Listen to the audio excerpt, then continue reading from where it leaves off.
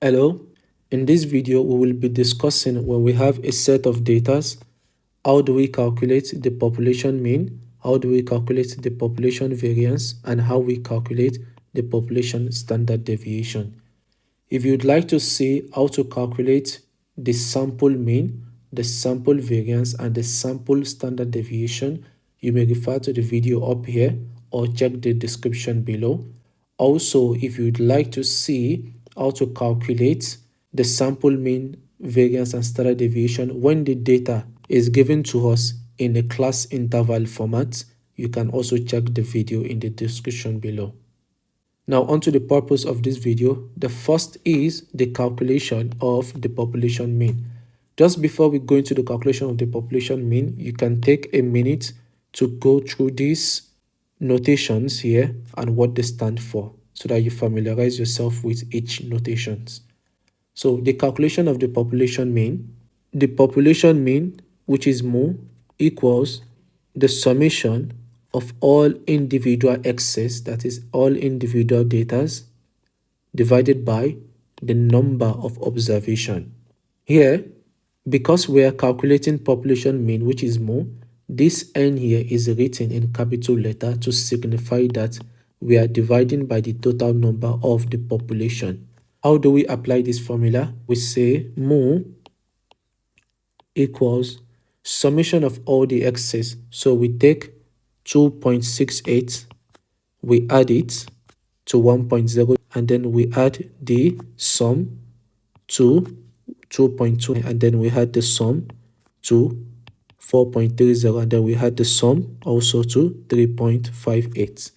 So this means 2.68 plus 1.03 plus 2.26 plus 4.30 plus 3.58, whatever the sum of these values is, divided by the number of population, the number of data that we have.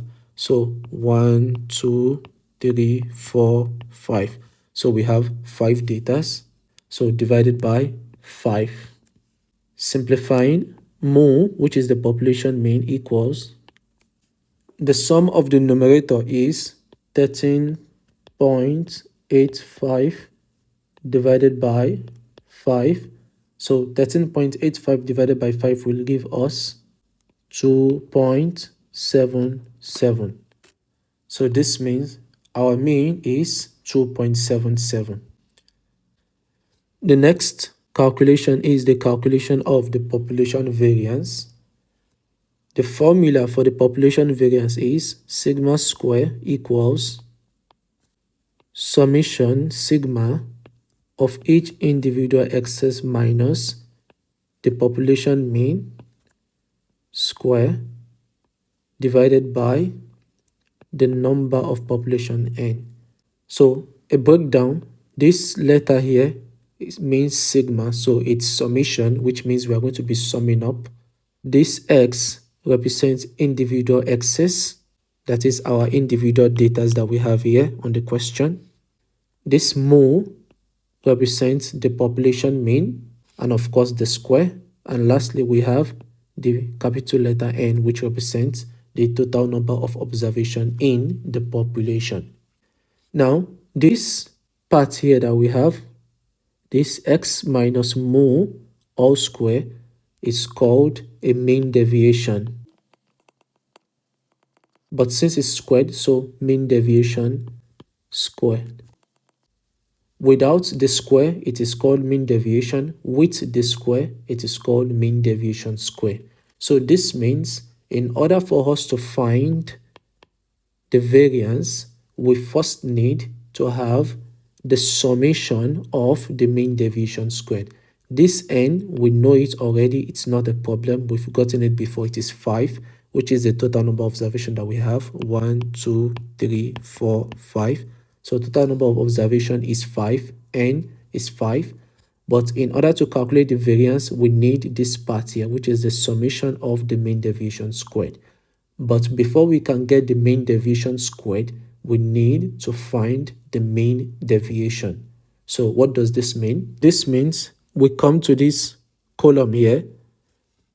In order to find mean deviation square, we first need to find mean deviation, which is x, each excess minus the population mean. Then we can now find each excess minus the population mean square. So this means whatever answer we have on this column here, we simply square it and then we will have the answer of this column.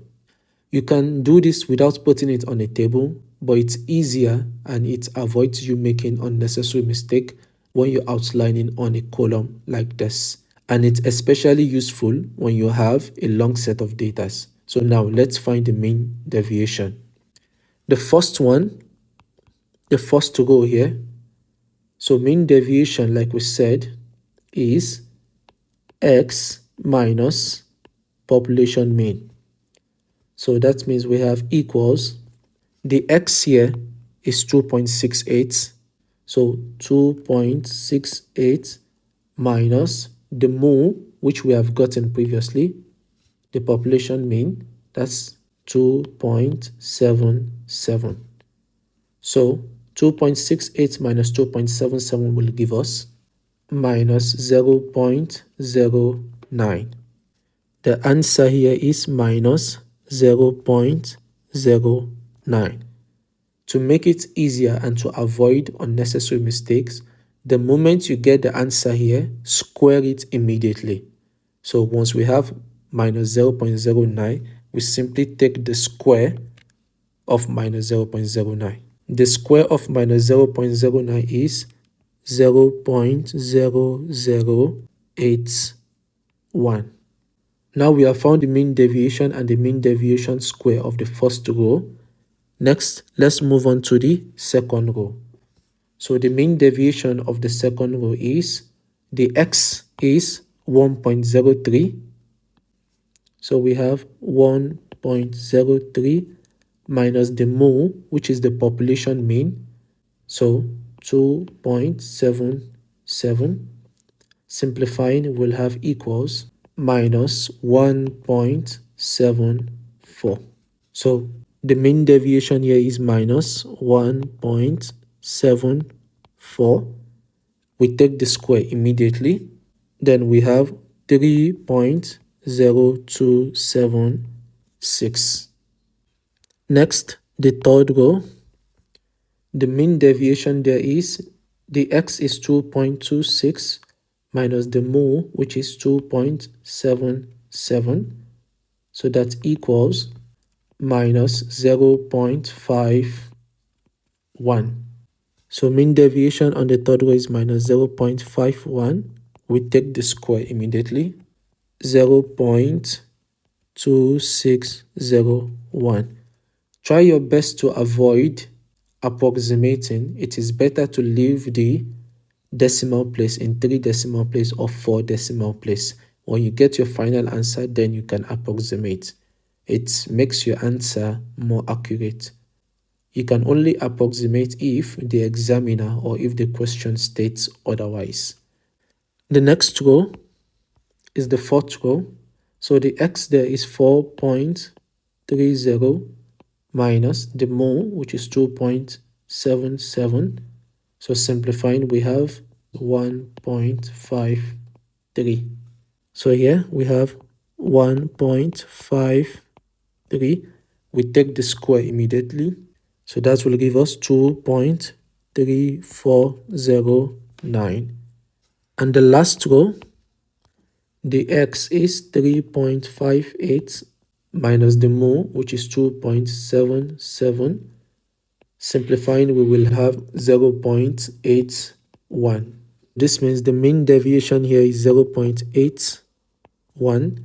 Taking the square, we have a mean deviation square of 0.6561. Now we are done with the calculation of the mean deviation square. Next thing we need to do is take the sum, that is sigma mean deviation square. We are taking the sum, that is we add up 0.0081 with 3.0276 and then with the next number, and then with the next number, and then with the next value. So the sum of that will give us the numerator to calculate the population variance. When we take the sum of this mean deviation squared, we will have 6.2928. So this means the population variance, which is represented with sigma square, equals the sum of the mean deviation, which we have gotten as 6.2928, divided by the number of observations in the population, which is 5. So this means the population variance equals 6.2928 divided by 5. That's equal to 1.25856. Now you can approximate your answer to 1 or 2 decimal places. So let's leave the answer as 2 decimal places. So we have the population variance equals 1.28.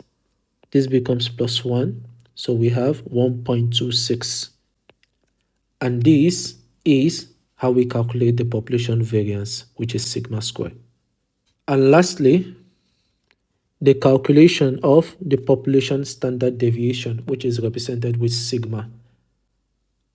This is very easy because the sigma, which is the population standard deviation, equals the square root of sigma square.